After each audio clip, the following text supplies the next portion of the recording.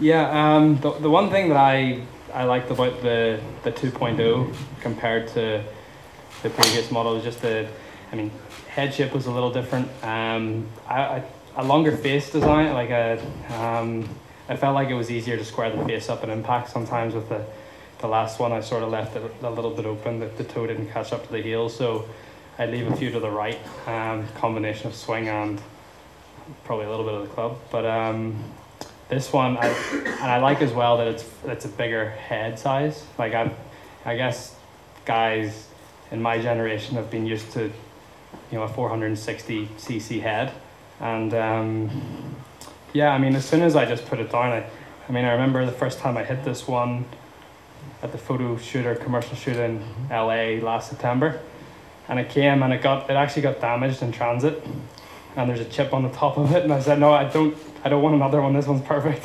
And I've kept it ever since, so it's a little banged up. Character, exactly. But it's ever since I started using it, it's been awesome. And a couple little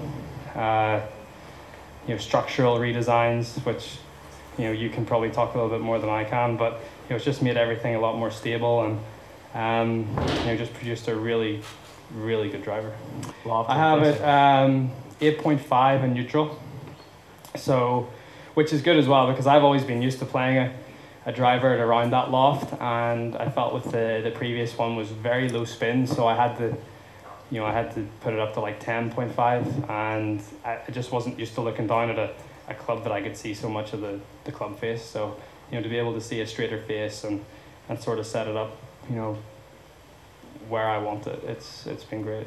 Yeah, as soon as I tested this ball probably about this time, just after this time last year at Bridgestone in Akron, and I really liked it. It just, compared to the previous golf ball, the 20XI, I just felt that little bit softer to me, which I really liked. I like that soft feel, and again, it's all personal preference, but it's just been, I think the driver and the ball have, since last October when I started to put them both in play, it's been it's sort of been, my game in general is built on how I drive the golf ball, and I've driven the golf ball so well since sort of last October, and I definitely put it down to the combination of the driver and the resin black. But yeah, and around the greens as well, it's been, as I said, that soft feel has definitely made a difference. Being able to control the ball flight, control the distance a little bit better. More consistency with the spin rate as well. It's all really helped. The 3-wood's more like it's a 3-wood, and sometimes a club that you hit into par 5s, but it's also like a second driver. So there's, again, it has to be versatile, and you have to be able to hit certain shots with it.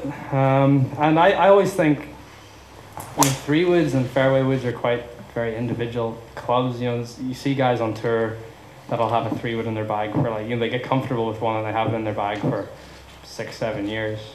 It's sort of, I don't know, it's just, and I'll sometimes chop and change fairway woods because if I feel like this isn't doing what I want it to do and I want to see something else, and depending on golf course as well, as you said earlier, if you need a 3-wood, that you might need to launch a bit higher into some of the par 5s or anything. So par 5, if I needed to carry it over water or something, I guess if I had like 275 with 280 front, I'd be able to get it there maybe. Yeah, I'm glad I'm standing here. Let me see. I need to obviously hit it really, really well. But turn that one over a bit. So you have to get back a bit.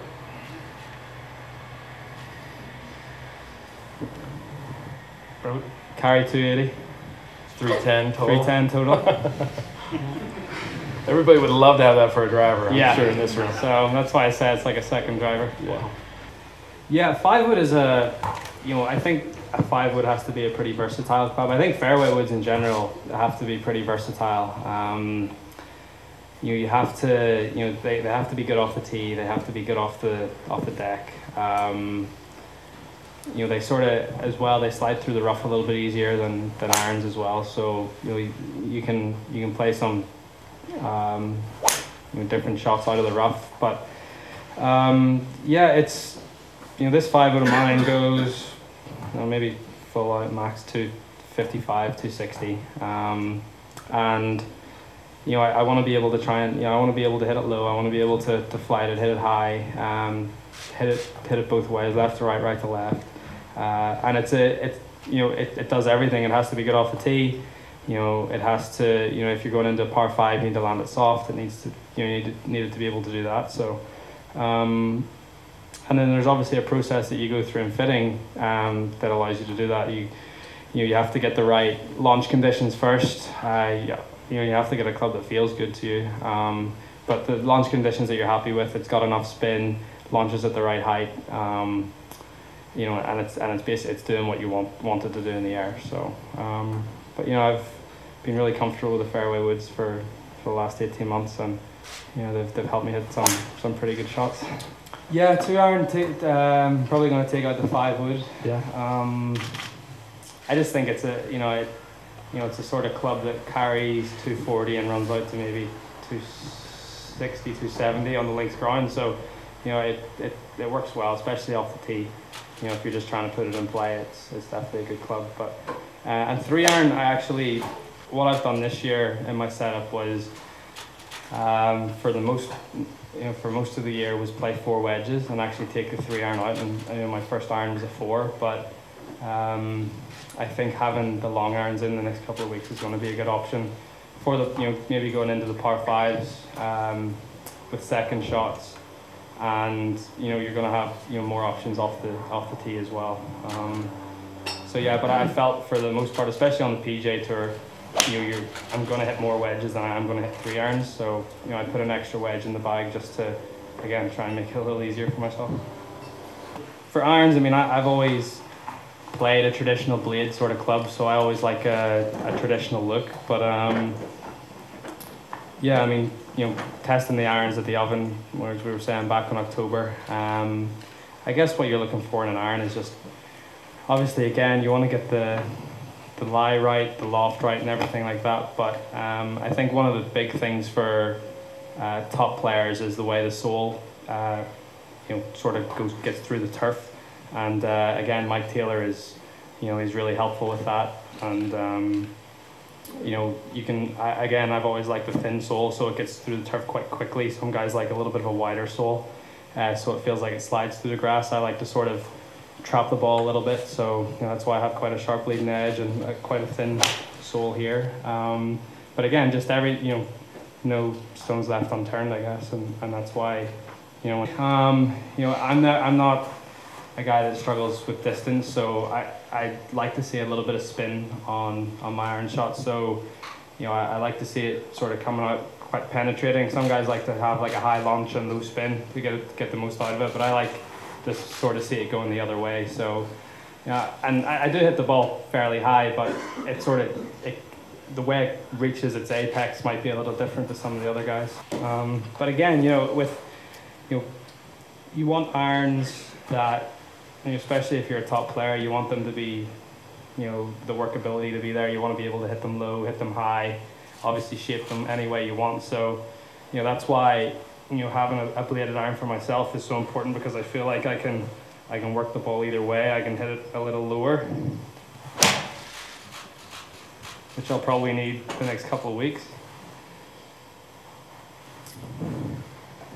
And again, if you're going into a green where it's very firm, you've got a tight pin, you can still get it up in the air and try and land it soft.